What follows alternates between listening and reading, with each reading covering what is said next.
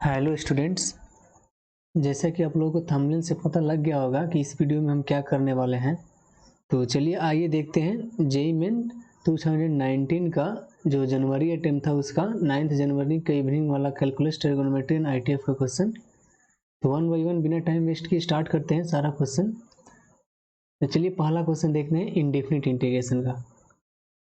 आपको बोला जा रहा है इस फंक्शन को देखिए, ध्यान से देखिए। ऐसा क्वेश्चन हम लोग बहुत देखे हैं लोग, जो प्रीवियस मेरा वीडियो है उसमें आप देखिएगा, इस टाइप का बहुत सारा क्वेश्चन मिलेगा। चलिए इसको इंटीग्रेट करते हैं। यहाँ पे 5 into x to the power 8 और plus 7 into x to the power 6 and divided by x square plus 1 plus 2 x to the power 7 to the whole square into d x. ठीक, इस क्वेश्चन को हम लोग करते हैं। देखिए इस ऐसे क्वेश्चन में क्या करना है, बहुत इंपॉर्टेंट क्वेश्चन है। आप बोल सकते हैं कि बहुत इंपॉर्टेंट क्वेश्चन है क्योंकि इसी पैटर्न पे क्वेश्चन अब आ रही है ज़्यादा क्वेश्चन। इसमें क्या करते हैं कि जो डिनोमिनेटर में है ना, इसमें से सबसे बड़ा वाला पावर को कॉमन लेते हैं। देखिए x to the power 7 common लेंगे तो क्या बनेगा, ऊपर में मेरा 5 x to the power 8 plus 7 x to the power 6 into d x हो जाएगा। एंड नीचे देखिए डिनोमिनेटर में एक्स टू द पावर 7 जब कॉमन लीजिएगा तो यहाँ पे स्क्वायर है, मीन्स बाहर होगा एक्स टू द पावर 14। ठीक, और इसमें क्या बनेगा, देखिए जब एक्स टू द पावर 7 लेंगे तो यहाँ पे हो जाएगा 1 upon x to the power 5।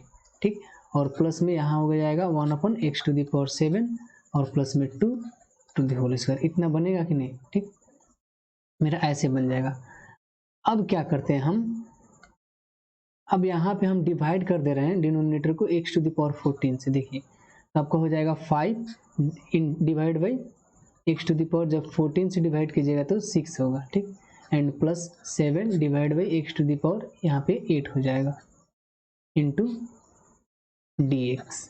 और डिनोमिनेटर में मेरा जो है सो उसको लिख देते हैं 1 upon x to the power 5 plus 1 upon x to the power 7 and plus 2 to the whole square. ठीक, अब क्या करते हैं, हम इसको टी मान रहे हैं, टी वाले टर्म को।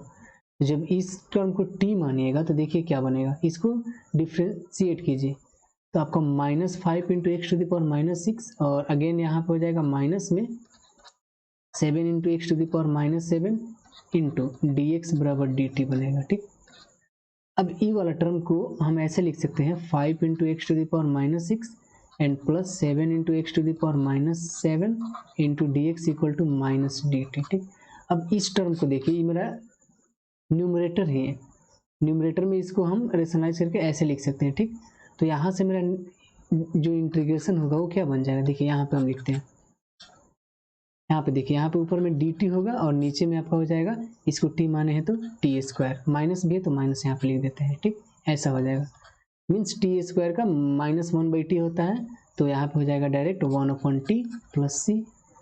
कैसे इसको लिखें, क्योंकि मेरा फॉर्मूला ऐसे होता है, इसको याद रखिएगा, integration of x to the power n into d x मेरा क्या हो जाता है, x to the power n+1 divide by n+1 plus C.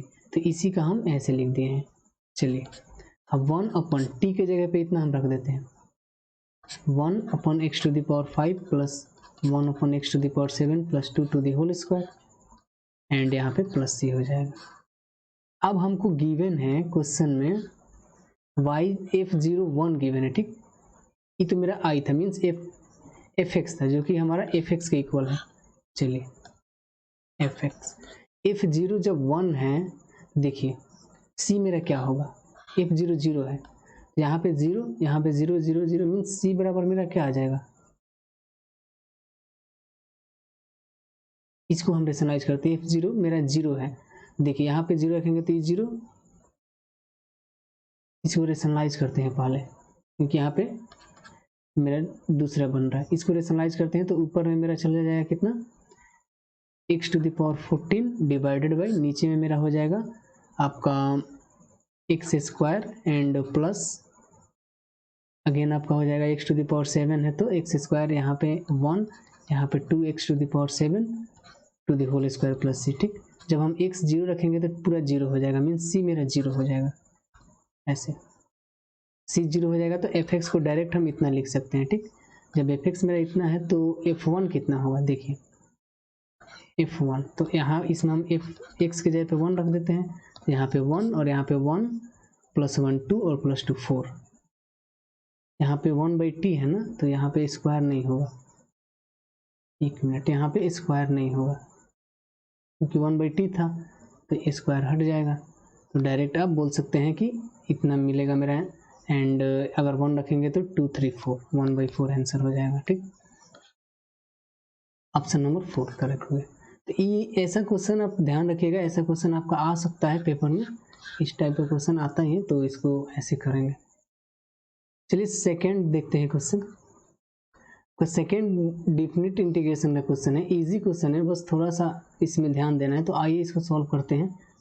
0 to π/3 and इसको हम अगर बाहर कर दे के वाले टर्म को, तो देखिए कितना बनेगा, √2 टाइम्स के ऐसे होगा।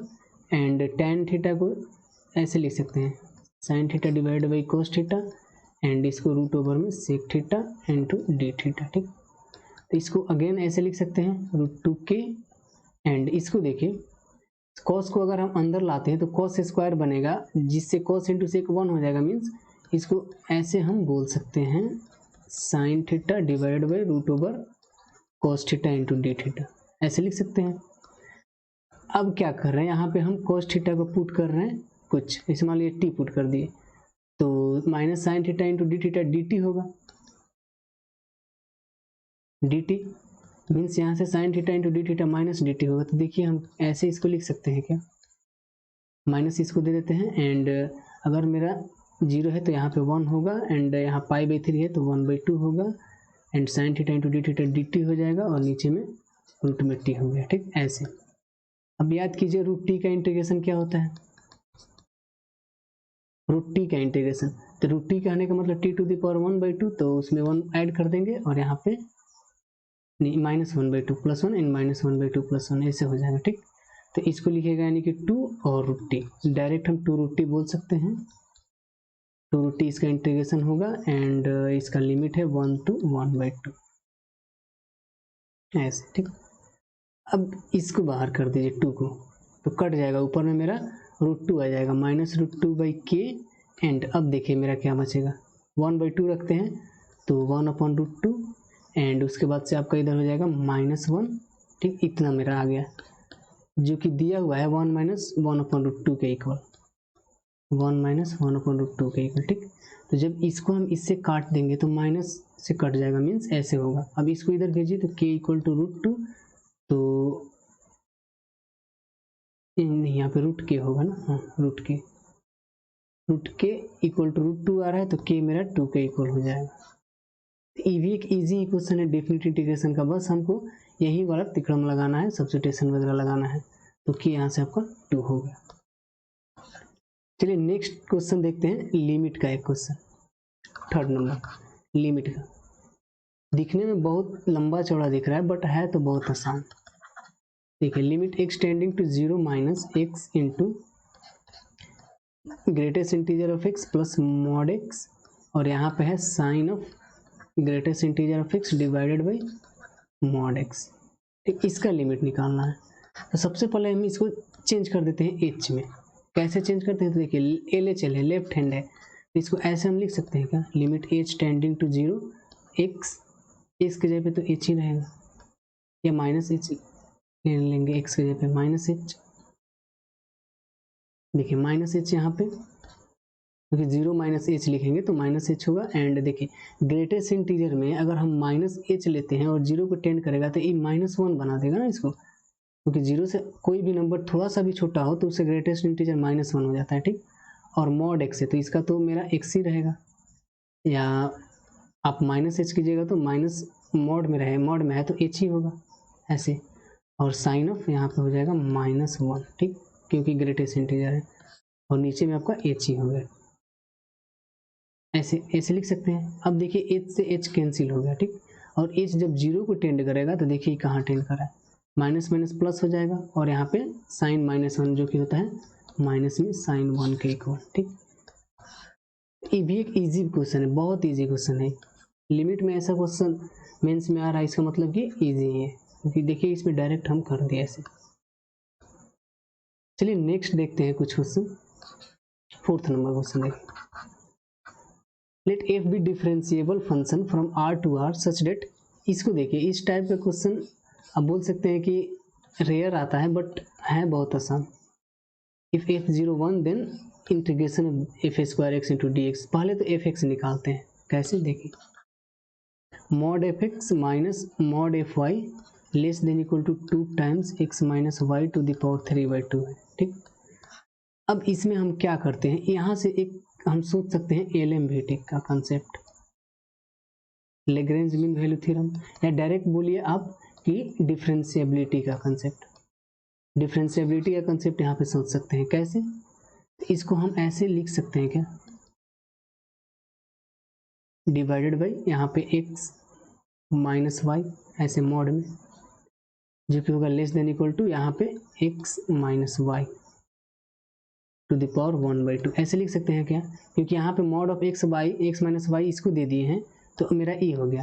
अब इसमें हम लिमिट लगा रहे हैं दोनों तरफ, ऐसे देखिए, limit x tending to y f x minus f y divide by x minus y, ठीक, जो कि less than equal to 2 times होगा limit x tending to y mod of x minus y to the power 1/2। क्यों ऐसा कर रहे हैं, क्योंकि इसके बाद हमको दिख रहा है कि अगर एक्स टेंडिंग टू वाई है तो इस वाले टर्म को हम डायरेक्ट लिख सकते हैं एफ डैश वाई, जो कि डिफरेंशिएबिलिटी का कंसेप्ट होता है, जो कि फर्स्ट प्रिंसिपल भी होता है, फर्स्ट प्रिंसिपल से। तो इसको हम इतना लिख सकते हैं, ठीक। अब लेस देन इक्वल टू यहाँ पे देखिए, अगर एक्स वाई को टेंड होगा तो ई मेरा 0 होगा, मीन्स 0 आएगा यहाँ पे। जब f dash x less than equal to 0 है और मॉड है, तो आपको पता है कि मॉड कभी भी 0 से छोटा नहीं हो सकता, मीन्स यहाँ से हम बोल सकते हैं कि एफ डैश वाई जो होगा मेरा इक्वल टू 0 होगा, ठीक। एफ डैश वाई मेरा इक्वल टू 0 हो गया, मीन्स यहाँ से हम बोल सकते हैं कि एफ वाई क्या होगा, कोई कॉन्स्टेंट हो रहा होगा सी, तभी तो इसका डिफरेंशिएशन 0 है ना, कांस्टेंट हो गया। अब देखिए f01 गिवन है, f01 गिवन है, मीन्स एफ वाई मेरा 1 हो गया, तो आप बोल सकते हैं कि एफ एक्स भी 1 होगा, y को हम x में इंटरचेंज कर दिए, ठीक। जब एफ एक्स 1 हो गया तो इसका इंटीग्रेशन निकालना है 0 to 1 एफ स्क्वायर एक्स का, मीन्स 1 इंटू डी एक्स, जो कि इक्वल होगा आपका x 0 to 1, तो आपका 1 ही आंसर हो जाएगा, ठीक। तो यही इसमें दिमाग लगाना था, ये वाला concept,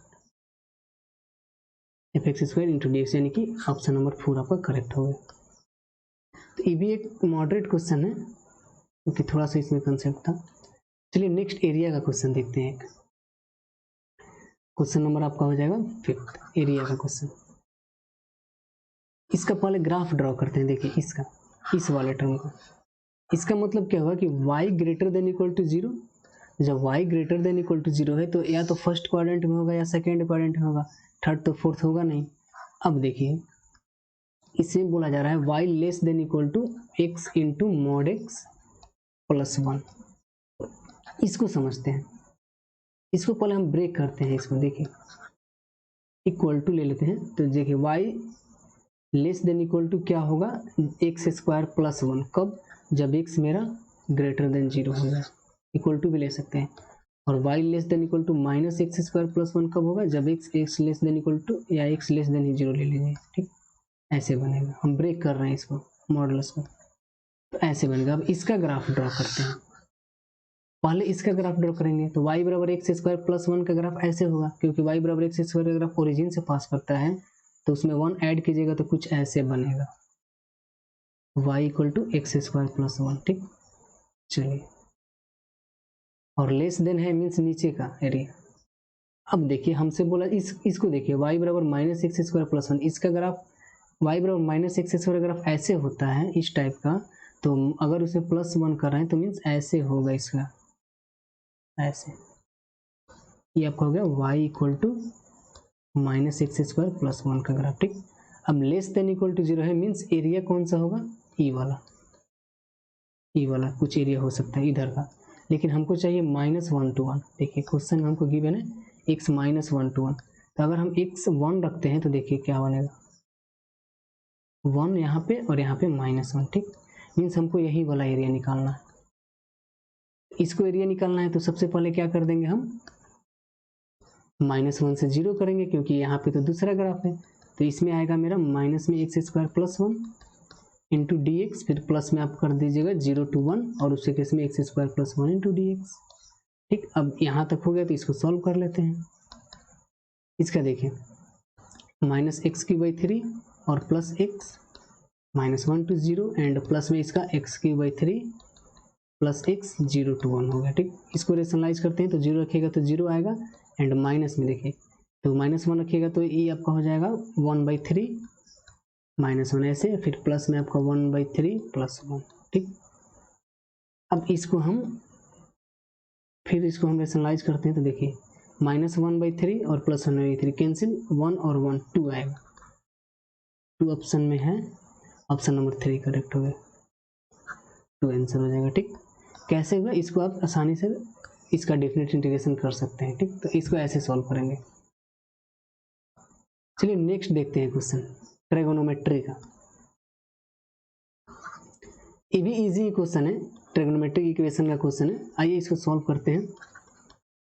sin x minus sin 2x plus sin 3x equal to 0। ठीक, इसको हमको बोल रहा है कि 0 से π/2 में, इस पे देखिए 0 पे मेरा क्लोज है और π/2 पे ओपन है, number of value of x, पहले x निकालना है। तो इसको पहले सॉल्व करते हैं। इसको सॉल्व करने के लिए इन दोनों को पेयर में लीजिए। क्यों? क्योंकि यहाँ पे sin c plus sin d का फॉर्मूला लगाएंगे 2 sin c plus d/2 into cos c minus d/2, तो ऐसे बनेगा। अब यहाँ से sin 2x हम कॉमन कर सकते हैं तो मेरा बन जाएगा 2 cos x minus 1 equal to 0। ठीक, तो इसको कॉमन लेने के लिए हम इस दोनों को पेयर में लिए हैं, क्योंकि इन दोनों को पेयर में लेंगे तो ई वाला कॉमन हो जाएगा। ठीक, अब यहाँ पे देखिए 2 नंबर का मल्टीप्लिकेशन 0 है तो या तो ई नंबर 0 होगा या यहाँ पे 0 होगा, ऐसे 1/2 के इक्वल। सोचिए 0 से π/2 के बीच में क्या हो सकता है, sin 2x, तो x यहाँ पे 0 हो सकता है, इसके अलावा कुछ नहीं होगा इसमें, तो एक यहाँ से इक्वेशन आएगा।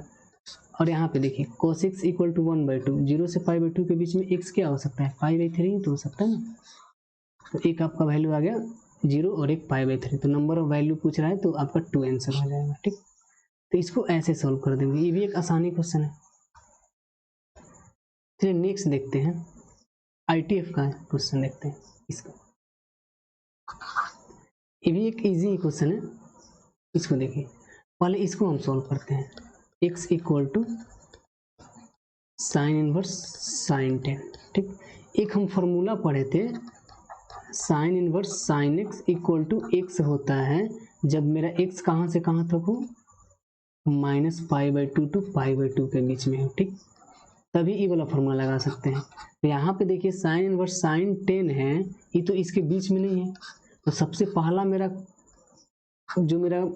पहला कंडीशन क्या होगा कि जो 10 है इसको इसके बीच में लाना पड़ेगा। ठीक, तो देखिए इसमें हम एडजस्ट कर रहे हैं कुछ, इसको हम ऐसे अगर लिख दें 3π-10 तो क्या इसके बीच में आ जाएगा। देखिए सोचिए 3π का मतलब 3 इंटू 3.14 डायरेक्ट कीजिएगा तो 9 पॉइंट समथिंग आएगा, और -10 कीजिएगा तो इसके बीच में आ जाएगा, -π/2 के π/2 के बीच में। ठीक, इसके बीच में आ जाएगा। जब इसके बीच में आ गया और इससे तो कोई मेरा प्रॉब्लम नहीं है, इसको ऐसे लिखिए, इसको साइन इनवर्स साइन 3π-10 ऐसे लिखते हैं। ठीक, तो देखिए 3π-10 ये तो पॉजिटिव होगा क्योंकि सेकेंड क्वाड्रेंट में आ रहा है, जब पॉजिटिव होगा तो कोई प्रॉब्लम नहीं है, तो इसको ऐसे लिख सकते हैं। ठीक, अब मेरा जो ई वाला एंगल है इसके बीच में आएगा, -π/2 से π/2 के बीच में। ठीक, तो इस sine inverse sine x equal to x लिख सकते हैं, मीन्स इसको अब ऐसे लिख सकते हैं। ठीक, चलिए इतना। अब cos इनवर्स cos x को देखिए, cos 10। ठीक, तो हम एक और फॉर्मूला पढ़े हैं, cos inverse cos theta equal to theta होता है जब थीटा मेरा कहाँ से कहाँ तक हो, 0 to π के बीच में हो। ठीक, तभी cos inverse cos theta theta होता है। तो ये तो मेरा 0 से π के बीच में है नहीं, तो इसको 0 से π के बीच में लाते हैं, तो एडजस्ट करना पड़ेगा। देखिए ऐसे एडजस्ट करते हैं हम, 4π-10 कर देते हैं। ठीक, क्यों 4π-10 करें, देखिए 4 इंटू पाई 3.14 होता है और -10 कीजिएगा तो आपका 2 पॉइंट समथिंग आएगा, मीन्स 0 to π के बीच में है, और ये तो कंडीशन होगा, और 4π-10 यानी कि फोर्थ क्वाड्रेंट में एंगल है तो पॉजिटिव ही होगा, मीन्स मेरा सेटिस्फाई कर रहा है टोटल। जब सेटिस्फाई कर रहा है इस रूल को तो डायरेक्ट यहाँ पे हम 4π-10 लिख सकते हैं। ठीक, तो x भी आ गया मेरा, y भी आ गया, तो हमसे क्या पूछा जा रहा है, एक y-x यानी कि 4π-10 और माइनस में आपका हो जाएगा 3π-10। ठीक, तो यहाँ पे देखिए पाई और इफ 10 कैंसिल हो गया, ठीक, मीन्स डायरेक्ट आपका आंसर पाई हो जाएगा। ऑप्शन नंबर 1 करेक्ट हो गया। तो इसमें यही ध्यान देना है कि एंगल को हमको एडजस्ट करना पड़ेगा, जो मेरा डिफिनीशन है, बोल सकते हैं जो डोमेन है उसके अंदर लाना पड़ेगा, ठीक। एक ऐसा बना सकते हैं, या इसको आप ग्राफिकली भी सॉल्व कर सकते हैं। क्यों? क्योंकि हमको पता है साइन इनवर्स साइन एक्स का ग्राफ ऐसे होता है। यहाँ पे हम थोड़ा सा डिस्कस कर दे रहे हैं। साइन इनवर्स साइन एक्स का ग्राफ ड्रॉ कीजिएगा, यहाँ पे प्रॉपर नहीं बन पा रहा, 1 मिनट।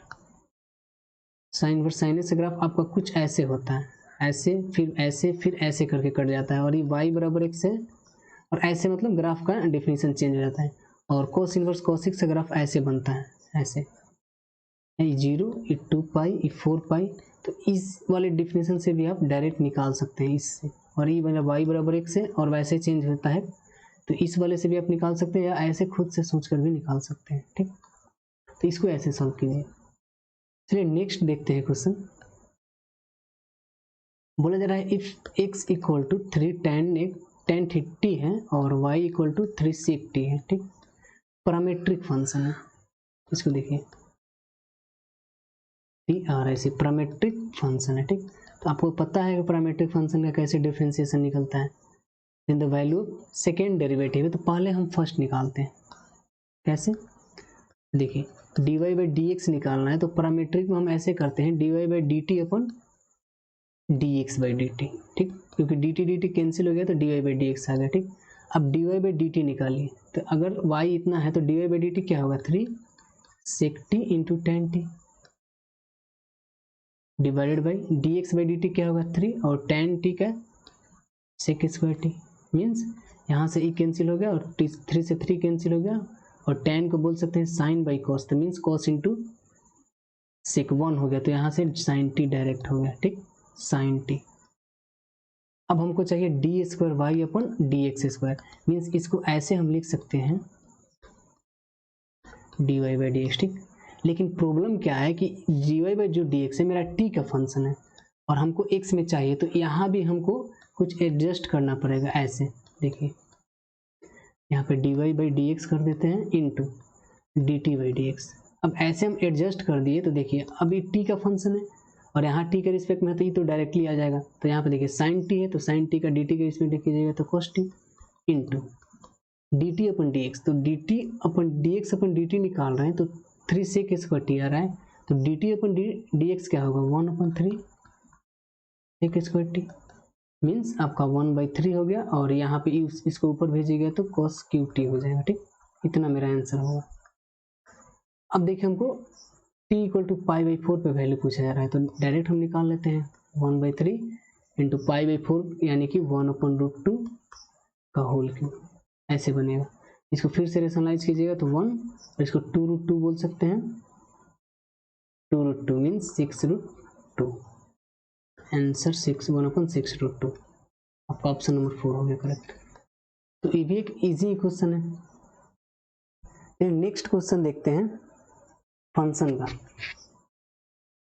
क्वेश्चन नंबर 9 है फंक्शन का। हमसे बोला जा रहा है let a which is equal to b x belongs to real number, x is not a positive integer, एक पॉजिटिव इंटीजर नहीं है, ठीक। तो बोल रहा है कि एफ एक्स के बारे में, कि एफ एक्स क्या होगा, इंजेक्टिव सर्जेक्टिव। देखते हैं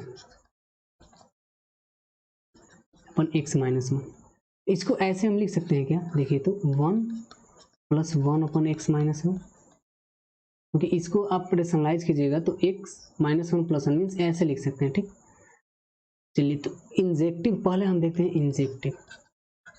इंजेक्टिव कहने का मतलब 1 1, तो 1 1 चेक करने का मेरे पास 3 तरीका है।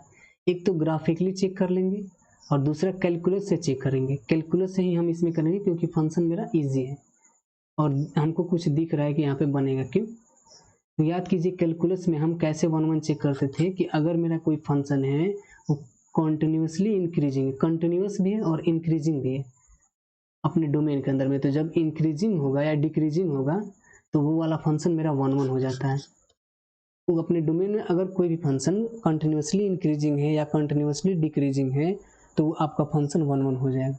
तो देखिए इसको हम चेक करते हैं, तो उसके लिए f' निकालिए 2, इसका 0 और इसका देखिए -1/x - 1 to the whole square आएगा, ठीक, ऐसे होगा ना इसका डिफ्रेंसिएशन। अब इसको देखिए, यहाँ पे स्क्वायर होगा, यहाँ पे, अब इसको देखिए, ये हमेशा निगेटिव है, लेस देन जीरो है, मीन्स मेरा फंक्शन ऑलवेज डिक्रीजिंग है। जब फंक्शन ऑलवेज डिक्रीजिंग है तो आप बोल सकते हैं कि एक्स एक्सिस के पैरेलल कोई भी लाइन ड्रॉ करेंगे, एक्स एक्सिस के पैरेलल, तो जो ग्राफ इसका बनेगा वो दो बार नहीं कट करेगा ग्राफ, यानी कि पहले एक ही, मतलब बोल रहा है कि ऑलवेज डिक्रीजिंग है फंक्शन, तो या तो ऐसे होगा या ऑलवेज घट ही रहा होगा। तो जब घट ही रहा है तो एक ही बार कट करेगा, तो एक ही बार कट करेगा, इसका मतलब फंक्शन मेरा 1 1 हो गया, तो आपका 1 1 हो जाएगा यहाँ पे, ठीक। एक ही तरीका है, डायरेक्ट निकाल लीजिए। और दूसरा तरीका आपका क्या है कि पुट करते हैं उसमें, कि अगर f of x1 equal to f of x2 है तो x1 equal to x2 only आना चाहिए, ठीक। और x1 x2 क्या है, and x2 belongs to domain. तो ये तो बेसिक तरीका है, ये वाला क्या है, बेसिक तरीका है। इससे हम नहीं करेंगे, इसमें थोड़ा टाइम लगेगा, इसलिए हम इससे बता दिए, ठीक, कैलकुलस से। तो यही वाला याद रखिएगा लोग, ऐसे कुछ क्वेश्चन में कर सकते हैं, ठीक। चलिए अब दूसरा देखते हैं हम इसका, ऑनटू। ऑनटू कहने का मतलब सर्जेक्टिव। तो एफ एक्स मेरा है 2x divided by 1 minus x, x minus 1 है ना, हाँ एक्स माइनस 1, ठीक, ऐसे है। इसमें हम क्या करते हैं, जब बोला गया है हमको कि x मेरा क्या है, नॉन नेगेटिव इंटीजर है, x मेरा क्या है, नॉन पॉजिटिव इंटीजर है, यानी कि ऑलवेज नेगेटिव होगा, नॉन पॉजिटिव इंटीजर यानी कि लेस देन जीरो होगा, ठीक, लेस देन इक्वल टू भी जीरो हो सकता है, नॉन पॉजिटिव इंटीजर तो लेस देन जीरो होगा। जब x लेस देन जीरो होगा तो इसका मतलब कि इसको देखिए क्या होगा, तो उसके लिए हम क्या करते हैं, कोई भी y रैंडमली ले लेते हैं हम रेंज के अंदर में। देखिए रेंज मेरा क्या है, ऑल रियल नंबर, मतलब मान लेते हैं कि let y belongs to real number, ठीक। और हम क्या करते हैं कि एफ एक्स को y पुट कर रहे हैं, तो देखिए यहाँ पे क्या बनेगा, y इक्वल टू 2x अपन x माइनस 1, इसको इधर लाइए तो y into x minus y equal to 2x, ठीक। अब इसको राइट में लाते हैं, इसको लेफ्ट में लाते हैं और x कॉमन लेते हैं, तो देखिए ऐसे बनेगा, यहाँ से x बराबर y अपन y माइनस 2 हो गया, ठीक। अब खुद सोचिए कि जब x मेरा नॉन नेगेटिव है, मीन्स दिस ई टर्म मेरा ऐसे होगा, लेस देन जीरो, ठीक। जब ई टर्म लेस देन जीरो होगा तो y कहाँ से कहाँ तक लाई करेगा, तो ऐसे हम कर देंगे, तो e positive, e negative, e positive, means 0 to 2, ठीक, 0 to 2। तो y यहाँ से बोल रहा है 0 to 2 लाई करेगा। और ऊपर देखिए यहाँ पे मेरा गिवन है कि real number, all real number, means range जो है को डोमेन के इक्वल नहीं आ रहा है। जब रेंज को डोमेन के इक्वल नहीं आए तो मेरा फंक्शन ऑन टू नहीं होगा, ऑन टू नहीं होगा, मीन्स ये वाला फंक्शन मेरा क्या है, इंजेक्टिव तो है लेकिन ऑन टू नहीं है, मीन्स सर्जेक्टिव नहीं है। तो ऑप्शन नंबर ए करेक्ट हो गया, इंजेक्टिव बट नॉट सर्जेक्टिव, ठीक। ये भी एक इजी क्वेश्चन था। चलिए नेक्स्ट क्वेश्चन देखते हैं।